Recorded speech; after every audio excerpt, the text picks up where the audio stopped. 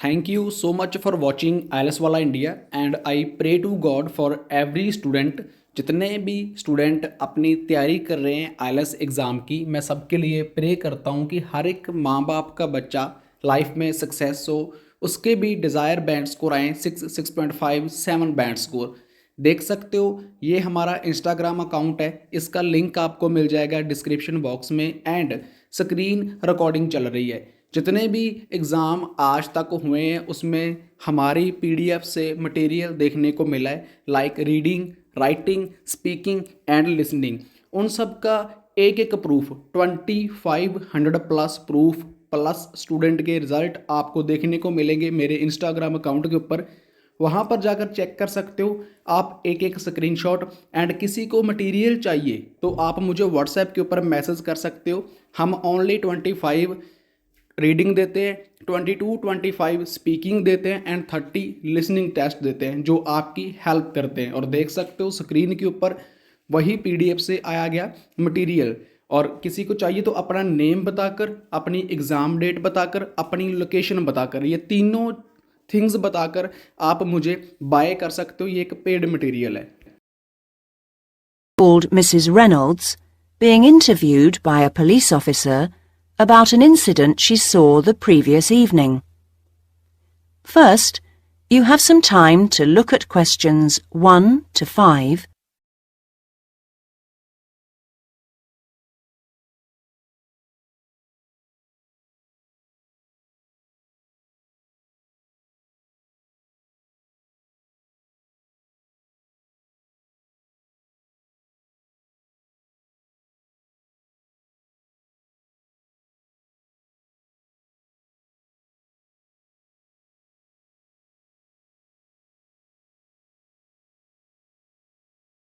Listen carefully and answer questions 1 to 5. Well, if you can just tell me everything you remember. It doesn't matter how trivial it seems. What may seem unimportant to you may not be unimportant to us. OK, I'll do what I can, officer. Well, as I said, I'd just come out of the cinema on the high street, so it was about 8 o'clock, just before 8 in fact. I'd been to see a film with a friend, and she'd just gone off home. So I was just standing there wondering what to do, whether to go and have a cup of coffee somewhere or not. I was just standing there, minding my own business, when I suddenly heard someone shouting directly opposite me outside the library. Not screaming, just shouting. It sounded like the voice of an elderly woman. "They've got my bag! They've got my bag!" she was shouting. Then these two men raced past me, going like the wind, straight down the street and round the corner into West Street. It all happened so quickly, I think they must have had a car waiting for them there, because I heard one drive off at top speed. Well, I didn't know what on earth to do, whether to try and chase them, whether to ring the police, or whether to go and see if she was all right.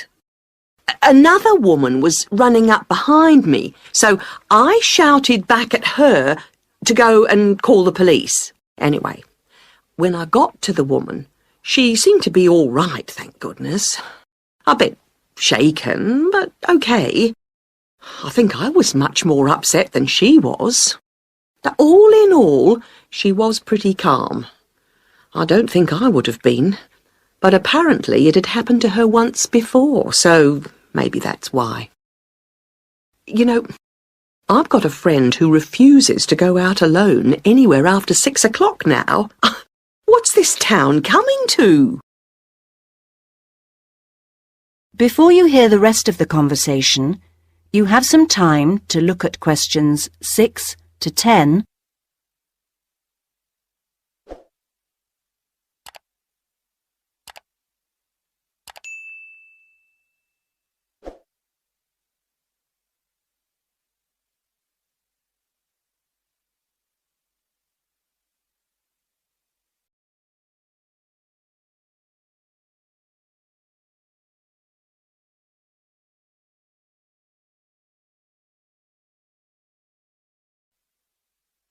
Now listen and answer questions 6 to 10. Well, anyway, she just kept saying, "I didn't see a thing. I didn't see a thing." One of them had just pushed her from behind, and as she put out a hand to steady herself, the other one had just taken the bag from under her arm, and then he raced off across the road. I asked her what she'd had in it, and she said she'd had her purse with about £15 in it, but no chequebook or cards or things like that, and luckily she had her front door key in her pocket. Oh, and she'd had her bus pass taken too. Let's get back to the two men, if we can. Just tell me everything you can remember about them. Well, there was a younger one and an older one. Well, let's start with the younger one, shall we? Well, age first then. He only looked about 17, not more, something like that. Neither very tall nor small. Sort of slim build. Not anybody you'd notice. Nothing particularly special about him. An ordinary-looking sort of bloke. He had curly black hair, which was quite long, but apart from that, as I say, not someone you'd notice in a crowd. Nothing really distinct about him at all. But the other one, the older one, he was different. Different? Yes, different. I feel as if I'd know him anywhere again. I got more of a look at him, because he ran across the road more slowly than the younger man. I remember being surprised because he was quite a bit older than the other one. I'd say about 35. Funny, because you don't think of people of that age snatching handbags in broad daylight like that, do you? He was quite a bit smaller than the other man, and medium build. What did he look like? You didn't give the officer much information last night. Well, I did get quite a good look at his face. No beard or moustache, clean-shaven, and quite smart-looking, really. He had light brown hair cut very short, a sort of army haircut. And there was another thing. Thinking about it all last night, over and over again, I'm almost sure he had a small scar on his chin. Now, I didn't tell the other policeman that last night, but in my mind, each time I see his face, I can see one. A scar on his chin? That could be important. Thank you, Mrs. Reynolds. You've been really helpful. If you really think you'd recognise him again, then what we'd like you to do later this morning, if you can, is to come down to the police station and look at a few photographs for us. See if any of those ring a bell. That is the end of section 1. You now have half a minute to check your answers.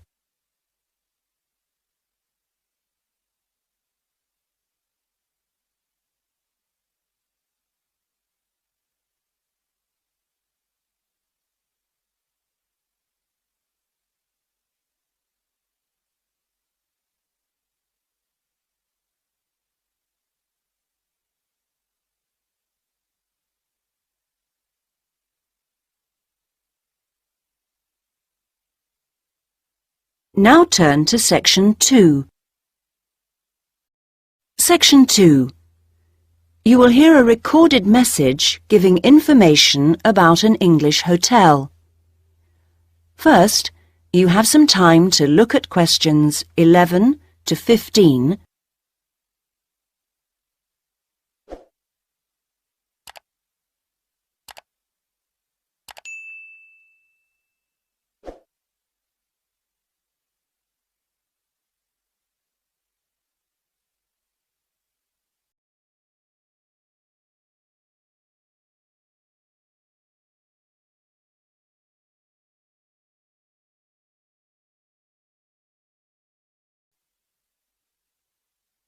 Now listen carefully and answer questions 11 to 15. Welcome to the Bridge Hotel Information Line. The Bridge Hotel is part of the Compact Group, which is a large association of family-owned hotels offering a warm, friendly atmosphere and high-quality service at competitive prices. All of them cater for a wide range of people, from business to leisure clients. Set in a quiet residential area on the attractive outskirts of Belford, about 3 miles from the city centre, the Bridge Hotel is a popular choice for conferences. After recent refurbishment and expansion, it now has 25 double rooms and 20 singles. All 45 are en suite with TV and coffee and tea making facilities. The Bridge Hotel is set in 3.5 hectares of grounds, with an open-air swimming pool and 4 tennis courts. There is also a newly opened gym with fitness suite, which is considered one of the best equipped in the area. Non-resident membership is available. We have a fully licensed restaurant for residents and non-residents, which provides a wide range of dishes with a particular focus on dishes from around the world. For the discerning business customer, we have designated business rooms with phone links allowing full internet access.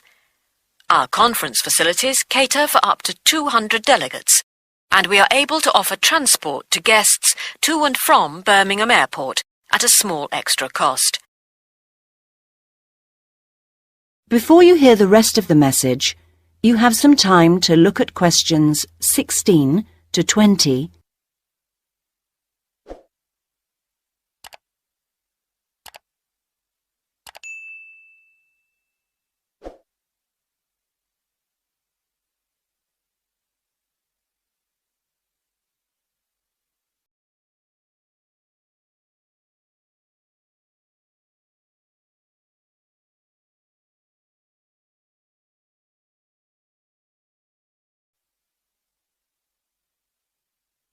Now listen and answer questions 16 to 20. There now follows information about short break packages. Welcome to the Bridge Hotel Short Breaks information line. We offer 3 packages: 2-day, 3-day and 5-day. The 2-day costs £75 per person per night and includes full cooked breakfast and evening entertainment. Very popular for weekend getaways. The 3-day break costs £60 per person per night and, in addition to offers for the 2-day break, includes 1 4-course dinner. This allows guests to enjoy the full range of hotel facilities. The 5-day break costs £52 per person per night and, in addition to offers from the 2- and 3-day breaks, includes free beauty therapy on 2 days and a full-day pass to a golf club. This package is particularly popular with couples who want a completely relaxing break. If you would like more information about these special packages, call extension 3469 to speak to our customer service manager, John Martin. Thank you for calling the Bridge Hotel information line. That is the end of section 2. You now have half a minute to check your answers.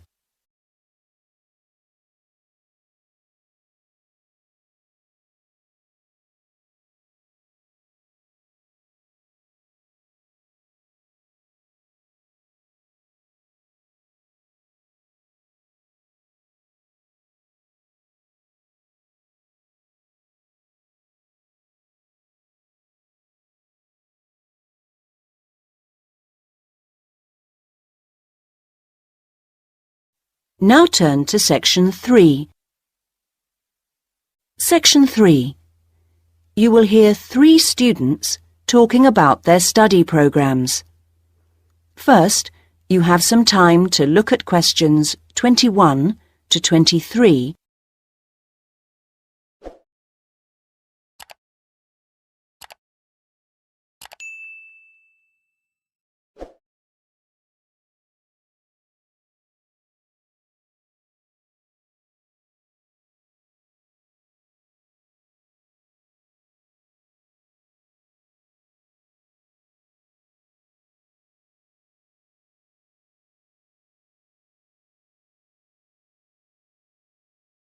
Now listen carefully and answer questions 21 to 23. Hi, Elaine. I was hoping I'd see you here. How are things? All right. You? Not bad, but I'm beginning to worry about that assignment. What, the one on theory and practice? Yes. When's it got to be in by? Next Thursday. And I just can't get to grips with it. Yes, it's a tricky one. I'm hoping to get down to it over the weekend. I'll tell you what, there's Dinah. Let's see if she has any pearls of wisdom on the subject. She took the theory and practice option last year, didn't she? And got an A+ for it, I think. How does she do it? Oh, let's ask her. Hi, Dinah. Hard at work? Not exactly. The lecture's just been cancelled, so I've suddenly got a free morning on my hands. Oh, that's lucky. You've met Neil, haven't you? Yes. We were just talking about the theory and practice assignment we've got to hand in next. Can we just pick your brains a moment? How far have you got with it? Well, still at the reading stage, really. Are you? Well, one bit of advice I definitely give is not to spend hours wading through that massive volume by Jesperson. It really isn't very helpful. I think the only reason they keep it on the reading list is that the library has got so many copies of it. Personally, I found the essential source was Peregrine. Have you read her yet? Crazy? I don't think so. That's a great book. It must be on your reading list. Right. Another one I found very useful was the article called something like Practical Theories by... was it Williams or Willard? Yes, Willard. Also, if you want to look at case studies, that small book of Ron Brown's has got some interesting stuff in. You know the one I mean?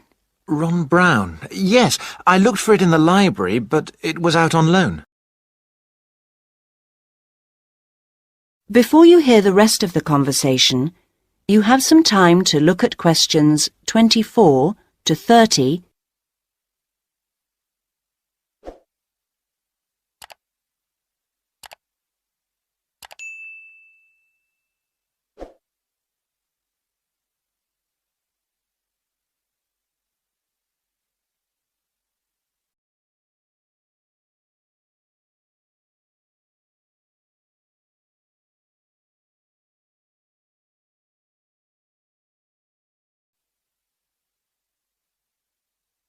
Now listen and answer questions 24 to 30. Yes, it's a very popular book. Did you try the recall system? The what? Don't you use the recall system? You should, you know. You just have to take a pink slip from any of the librarian's desks, fill the details of the book in, put your departmental address on the back, your departmental address, not your home address, and hand the slip in at the information desk.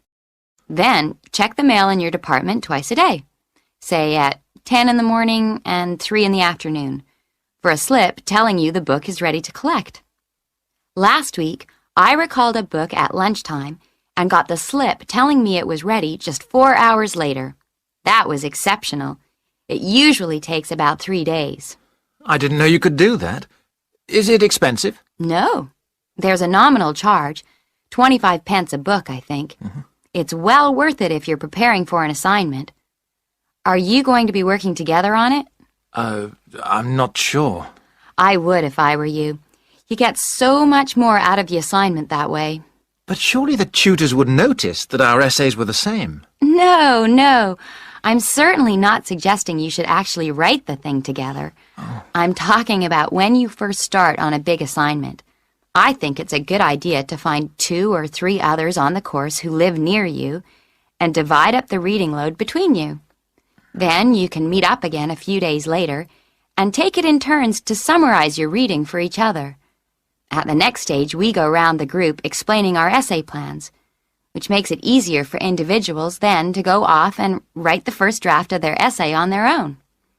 Later on, we usually exchange drafts and give feedback in the group before finally writing our essays individually. Do you really do all that? Usually, yes. It makes the whole thing much easier and more enjoyable. Right. Well, I think I need another coffee before getting started. Can I get you one? Yes, why not? That is the end of section 3. You now have half a minute to check your answers.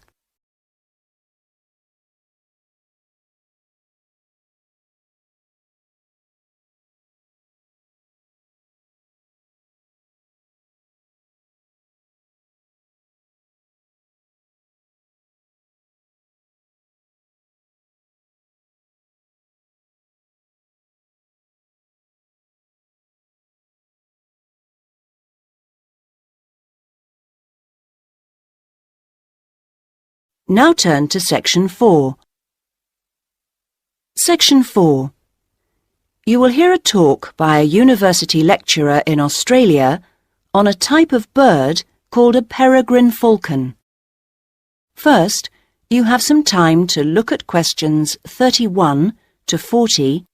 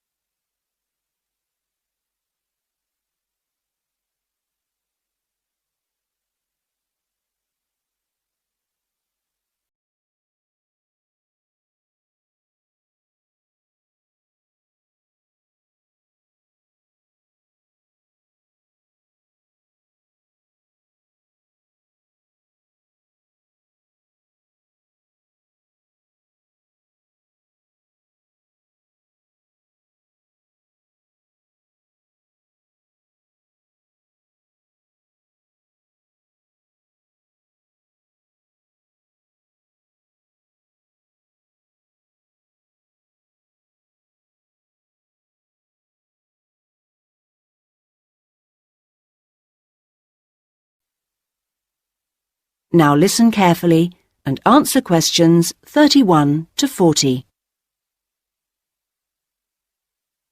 I'm Professor Sam Richards, and I've come as the third guest lecturer on this course in Australian birds of prey. My job is to keep a watchful scientific eye on the state of Tasmanian peregrines, so I'll start by giving you some background to these magnificent birds of prey before I speak briefly on my own project.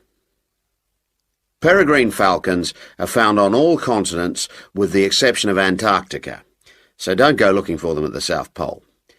They're found almost everywhere in Australia, and it's interesting to note that the name peregrine implies that they're wanderers, that they move from place to place following the seasons, and indeed in most parts of the world they're migratory birds. But not in Australia, however, where they prefer to stay in one place. They're known to be the world's fastest creature, and they have been tracked by radar diving down towards the ground at 180 kilometres an hour. However, a number of textbooks claim that their flight speed can go as high as 350 kilometres an hour, so there's still some dispute about just how fast they can actually fly. Female peregrine falcons, like all other Australian falcons, are larger than their male counterparts. In fact, the female is almost a third larger than the male in the case of peregrines. While she stays close to the nest to protect the eggs and the young chicks, the male is mostly occupied looking for food. Peregrines typically lay 2 or 3 eggs per nest, and after the eggs have hatched, when the chicks are about 20 days old, they start to fly. So they fly at a very young age. By the time they're just 28 days old, they've already reached full adult size. In other words, they're fully grown. Soon after this, at about 2 months after hatching from the egg, they leave the nest for good. From this point on, they're on their own. Unlike their parents, which have learned how to hunt, the young falcons are not good at feeding themselves, and so during the first year about 60% of them die. Once the birds have managed to live to breeding age, at 2 years old, they generally go on to live for another 6 or 7 years.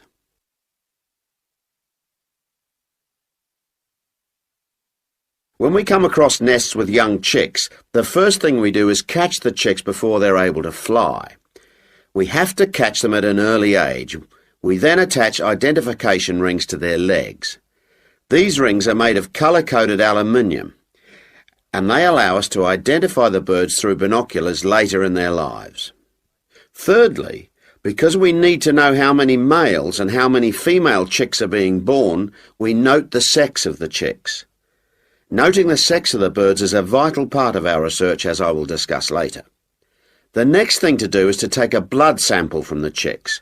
We take the blood sample so that we can check the level of pesticide in their bodies. Peregrine falcons can build dangerous quantities of pesticides in their bloodstream by feeding on smaller mammals, which in turn feed on crops grown on farms where pesticides are used. Finally, we check the birds thoroughly, really checking the birds for their general health. This whole process only takes a few minutes. In fact, most of our time in the field is actually spent trying to find the nests, not on the data collection itself. Well, that's all I have for you today. If you'd like to do some further reading... That is the end of section 4. You now have half a minute to check your answers.